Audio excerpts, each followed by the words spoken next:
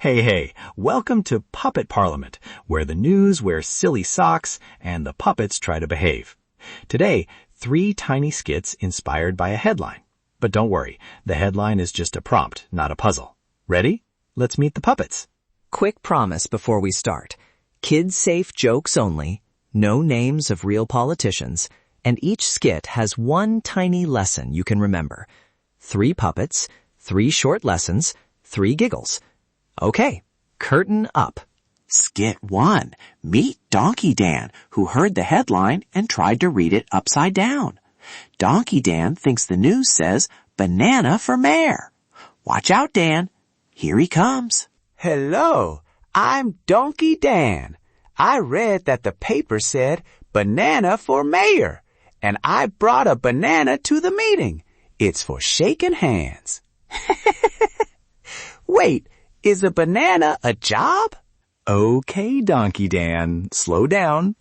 Sometimes headlines are tricky if you only skim them. A good question is, can you tell me more? Asking one question can turn a mix-up into a clearer idea. So Donkey Dan learned to ask, not assume. Skit 2, Polly the bargaining parrot. Polly loves to haggle for crackers, but today she tries to make the headline trade 5 crackers for a better sentence. Watch it go. Polly wants a clearer headline. Polly says, if you give me truth, I'll give you crackers. No? Then 2 crackers. Is that fair? Is cracker math in the news? Polly's bargaining is funny, but it reminds us that fairness needs listening. Instead of trading crackers, Polly learned to listen to both sides and ask, how did you decide that? That helps kids notice whether something is fair or just noisy.